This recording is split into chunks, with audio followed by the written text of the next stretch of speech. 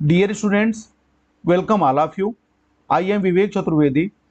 My today's class is Chapter 2 Exponents of Real Numbers, Exercise 2.2, Lecture 20. Question 13.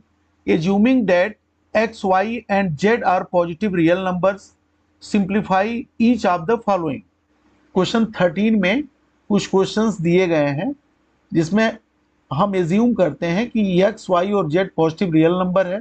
हम उन्हें simplify करेंगे। Question first, under root x power -3 whole power 5, इसे simplify करना है। Second step में आप देखेंगे हम स्क्वायर रूट की जगह पे 1/2 एक्सपोनेंट फॉर्म में लिख सकते हैं। Therefore x power -3 power 1/2 whole power 5। आप जानते हैं x power m whole power n equal to x power mn, therefore x power -3/2 whole power 5 equal to x power -3/2 multiply by 5, therefore x power -15/2। चूंकि x positive real number है तो इसके exponent को positive करने के लिए हम इसे फ्रैक्शनल फॉर्म में चेंज करेंगे। देयरफॉर 1/x पावर 15/2, तो ये डिनोमिनेटर में आ गया, तो ये आंसर रहा। अब नेक्स्ट क्वेश्चन को सॉल्व करते हैं। सेकंड क्वेश्चन है under root x cube into y power -2, इसे सॉल्व करना है। नेक्स्ट स्टेप में x cube into y power -2 whole power 1/2 लिख सकते हैं। यहाँ हमने स्क्वायर रूट की जगह पे एक्सपोनेंट के रूप में 1/2 लिखा है।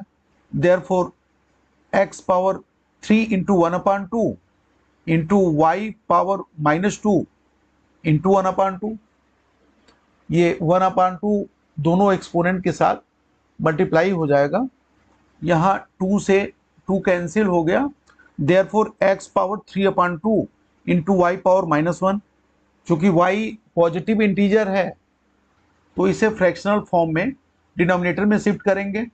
Therefore x power 3/2 into 1/y, finally x power 3/2/y। अब नेक्स्ट क्वेश्चन पे आते हैं।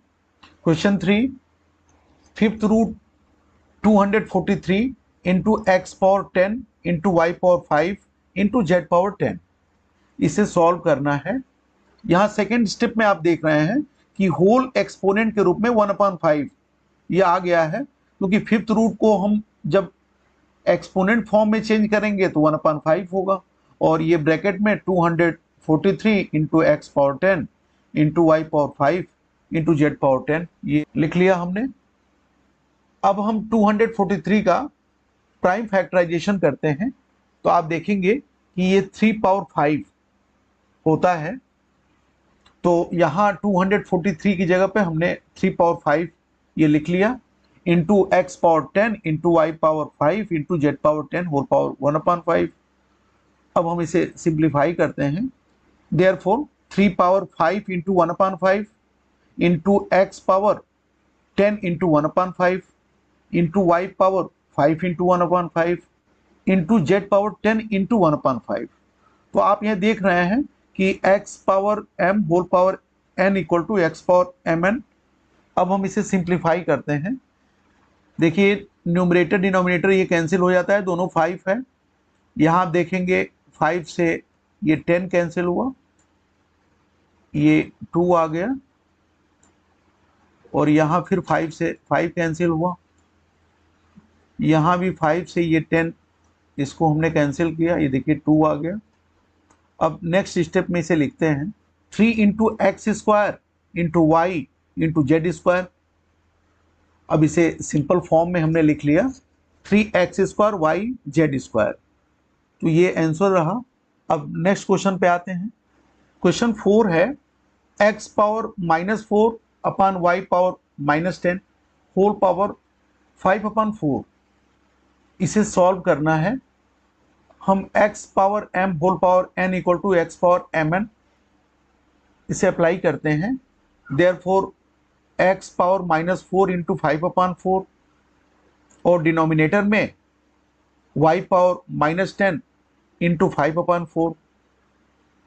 अब इसे सिंप्लीफाई करते हैं।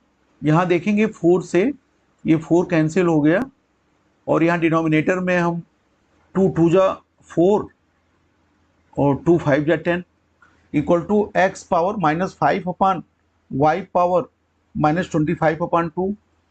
आप जानते हैं कि फ्रैक्शन के न्यूमरेटर और डिनोमिनेटर को अगर हम बदलते हैं तो उसके एक्सपोनेंट की साइन भी चेंज हो जाती है।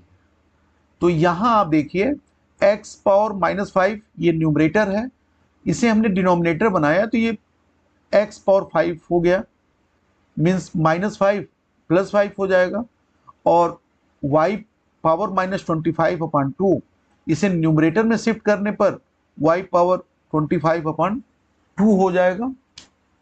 देयरफॉर y पावर 25/2 अपान x पावर 5 ये आंसर रहा। तो अब नेक्स्ट क्वेश्चन पे आते हैं। Question 5th, √2/√3 whole power 5 into 6/7 whole square, इसे सॉल्व करना है। ये आज का सबसे अच्छा क्वेश्चन है। आइए इसे सॉल्व करते हैं। इस पूरे फ्रैक्शन को हमने स्क्वायर रूट में ले लिया, whole power 5 into 6/7 whole square. अब यहाँ आप देखते हैं इसके बेस इक्वल नहीं है और इसके एक्सपोनेंट भी इक्वल नहीं है। इन्हें सॉल्व करने के लिए दोनों में से कोई एक इक्वल होना जरूरी है, तभी हम इसे सॉल्व कर सकते हैं। तो यहां आप देखिए √2/3 को 2/3 पावर 1/2 लिख सकते हैं। तो यहां हमने 2/3 पावर 1/2 होल पावर 5 इंटू 6/7, यहाँ जो एक्सपोनेंट 2 था उसमें 2 से मल्टीप्लाई और 2 से डिवाइड अगर हम करते हैं तो इसकी वैल्यू नहीं चेंज होगी और हम इसमें 1/2 एक्सपोनेंट के रूप में हम कॉमन ले सकते हैं।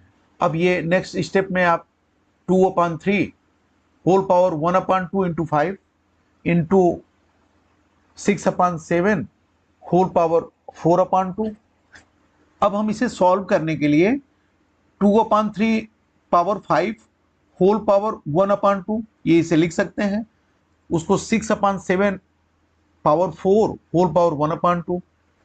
अब हम यहाँ देखते हैं कि दोनों के एक्सपोनेंट 1/2 है, जो कि equal to 2 power 5/3 power 5 whole power 1/2 into 6 power 4/7 power 4 whole power 1/2।